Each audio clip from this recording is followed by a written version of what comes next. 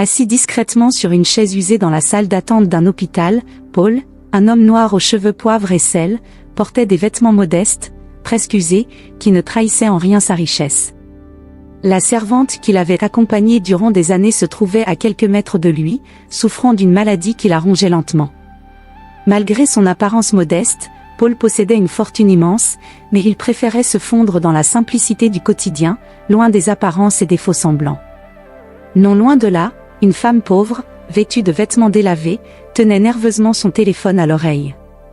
Ses yeux trahissaient une fatigue immense, non seulement physique mais aussi émotionnelle. Elle appelait ses amis, ses proches, cherchant désespérément de l'aide pour financer son traitement contre un cancer. Sa voix tremblait, et bien que ses mots cherchaient à se faire optimistes, les réponses qu'elle recevait étaient toujours les mêmes. « Je suis désolé, je ne peux pas t'aider. » Paul, silencieux et observateur, écoutait. Chaque appel que la femme passait faisait écho en lui, réveillant une émotion enfouie. Il était là pour soutenir sa servante, mais il ne pouvait ignorer la douleur qui se déroulait à quelques pas de lui. Paul observait la scène, son cœur serré en écoutant les réponses déchirantes que la femme recevait. Il savait ce que c'était que de ressentir un désespoir profond, même si son passé de souffrance était maintenant loin derrière lui. La détresse de cette femme le touchait profondément, et il savait qu'il pouvait faire quelque chose. Peu importe combien cela coûterait, il était prêt à l'aider. Il se leva discrètement et s'approcha de la femme qui venait de terminer un énième appel infructueux. Elle ne l'avait pas encore remarqué, perdue dans ses pensées et ses larmes. D'une voix douce mais ferme, il lui dit : « Madame, pardonnez mon intrusion, mais je vous ai entendu. Je veux vous aider. Peu importe le coût du traitement, je prendrai tout en charge. » La femme releva la tête, son visage marqué par la fatigue et la colère. Elle scruta Paul de haut en bas, ses yeux s'arrêtant sur ses vêtements usés, ses chaussures abîmées. Pour elle, il n'était qu'un homme pauvre, un inconnu qui n'avait rien à offrir. Son visage se durcit instantanément. « Ne m'approchez pas !» s'exclama-t-elle, sa voix tremblante d'émotion. « Vous ne voyez pas ? Je suis malade. Vous ne savez pas ce que c'est de lutter contre ça. Je suis en train de chercher de l'aide, je n'ai pas besoin d'un pauvre type qui veut me donner des faux espoirs. Vous ne valez rien pour moi. » Paul recula d'un pas, touché par ces mots, mais il ne laissa pas sa réaction le décourager. Il comprenait que sa souffrance parlait pour elle. Il resta calme et, après un instant de silence, il reprit d'une voix apaisante. « Je comprends que vous ne me croyez pas. Je ne ressemble pas à quelqu'un qui pourrait vous aider, je sais cela. Mais je vous assure que je le peux. Et je le ferai. Pas par pitié, mais parce que personne ne devrait traverser ça seule. » La femme, encore furieuse, croisa les bras et secoua la tête. « Vous ne savez rien de moi. Je suis fatiguée. Tout le monde m'a laissé tomber. Vous pensez vraiment que vous pouvez changer quoi que ce soit ? Vous n'avez pas l'air de quelqu'un qui pourrait aider qui que ce soit. » Paul, bien que blessé par les paroles de la femme, respecta son désir de distance. Il retourna à sa chaise usée, se sentant profondément humilié par la manière dont ses intentions avaient été reçues. Il se rendit compte que, malgré toute sa richesse, il était incapable de forcer la confiance des autres, surtout lorsqu'il était jugé sur son apparence extérieure. À distance, un homme en costume élégant observait la scène. Il avait reconnu Paul grâce à ses descriptions dans les médias et savait très bien qui il était. En voyant la tension entre Paul et la femme, il décida de s'approcher pour intervenir. L'homme se dirigea vers la femme avec une démarche assurée. « Excusez-moi, madame, » dit-il d'une voix posée. « Je ne peux m'empêcher d'entendre votre conversation. Vous vous trompez lourdement en écartant l'aide que vous offre cet homme. » La femme tourna la tête vers lui, visiblement fatiguée et méfiante. « Et vous êtes qui pour me dire cela ? » demanda-t-elle avec un mélange de curiosité et d'irritation. « Je suis quelqu'un qui connaît bien Paul, » expliqua l'homme. « Il est l'un des plus grands millionnaires du pays, à la tête d'une entreprise multinationale. Il vit modestement, non pas par manque d'opulence, mais par choix. » Les yeux de la femme s'écarquillèrent, la surprise mêlée à l'incrédulité. « Vous plaisantez » s'exclama-t-elle.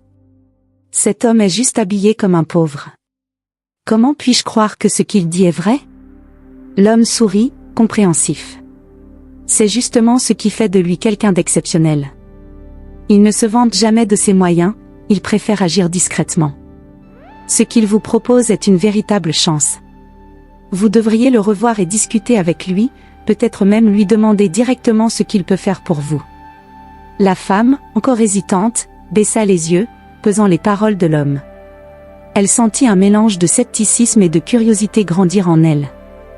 Peut-être que cette rencontre était une opportunité à ne pas laisser passer. Elle tourna le dos à l'homme en costume et retourna vers Paul, qui était assis, les yeux fixés sur le sol. Elle s'arrêta à quelques pas de lui, luttant avec ses émotions. « Monsieur, je suis désolée pour ce que j'ai dit plus tôt. J'étais simplement à bout de nerfs.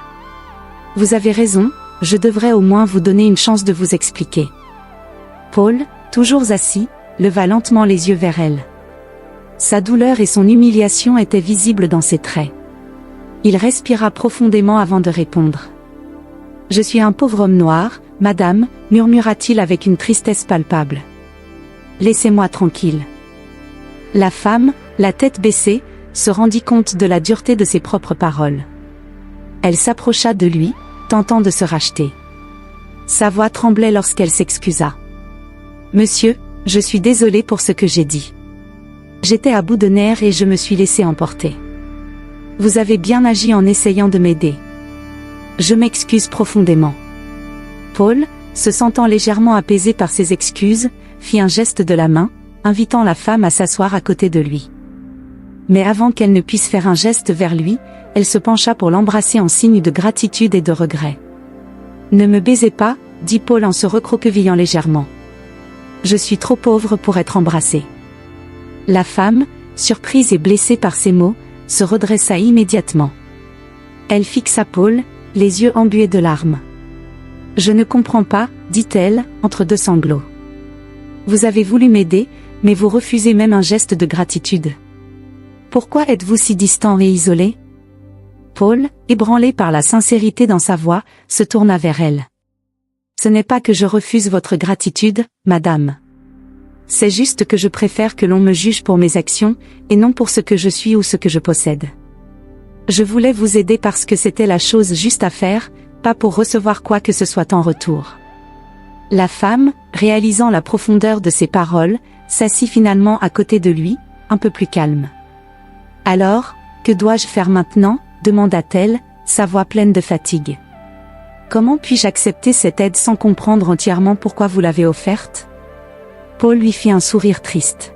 « Vous n'avez rien à faire, si ce n'est accepter l'aide que je vous propose. C'est à vous de décider comment l'utiliser.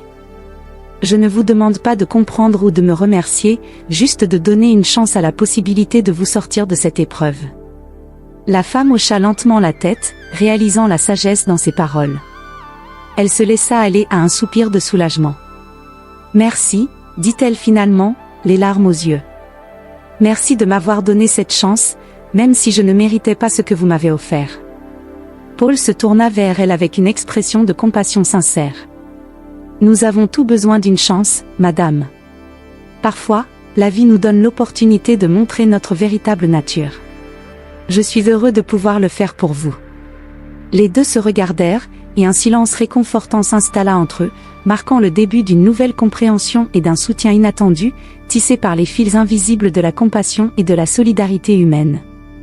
Le temps passa, et grâce à l'aide financière généreuse de Paul, la femme put finalement se faire opérer. Les jours de douleur et d'incertitude se transformèrent en semaines de récupération, et peu à peu, elle retrouva sa santé. Les médecins confirmèrent qu'elle était guérie, et la nouvelle apporta une immense joie et un soulagement profond dans sa vie. Une fois rétablie, la femme, dont le nom était Clara, chercha à retrouver Paul pour lui exprimer toute sa gratitude. Elle avait appris que Paul avait disparu de l'hôpital peu de temps après leur rencontre, sans laisser d'adresse ni d'indication sur son retour. Clara, déterminée à le retrouver, s'engagea dans des démarches pour chercher celui qui avait transformé sa vie. Elle enquêta auprès des personnes qui pourraient le connaître, chercha des informations sur son entreprise, et même consulta les médias. Après plusieurs semaines de recherche, elle parvint à localiser Paul dans une petite maison modeste, loin de la vie mondaine et des éclats du succès. Clara se rendit à la maison, les mains pleines de fleurs et un cœur lourd de reconnaissance. Elle frappa à la porte, espérant que Paul serait là pour l'accueillir. Paul ouvrit la porte, surpris de voir Clara, mais son visage s'éclaira de reconnaissance en la voyant. « Clara, que puis-je faire pour vous ?» demanda-t-il, visiblement ému. Clara, les yeux brillants de gratitude, lui tendit les fleurs. « Monsieur, je voulais juste vous remercier du fond du cœur. Grâce à vous, je suis en parfaite santé aujourd'hui. Vous avez sauvé ma vie, et je ne peux jamais oublier ce que vous avez fait pour moi. » Paul prit les fleurs avec un sourire chaleureux, touché par le geste de Clara. « Vous n'avez pas besoin de me remercier, Clara. Vous avez surmonté cette épreuve avec courage et force. Je suis simplement heureux d'avoir pu vous aider. » Clara, encore émue, insista. « Vous avez fait bien plus que cela. Vous avez offert un espoir quand je n'en avais plus, et pour cela, je vous serai éternellement reconnaissante. Votre générosité va bien au-delà de ce que je pourrais exprimer avec des mots. » Paul invita Clara à entrer et ils passèrent du temps ensemble, partageant leurs expériences et leurs perspectives sur la vie. La conversation entre eux était empreinte d'une profonde compréhension et d'une appréciation mutuelle. Clara comprit alors que l'aide de Paul n'était pas simplement une question d'argent, mais aussi un acte de bonté désintéressée et de solidarité. Leur rencontre avait transformé non seulement sa vie, mais aussi la manière dont elle percevait l'humanité et la générosité. Finalement, Paul et Clara se séparèrent en bons termes, avec un profond respect et une connexion sincère.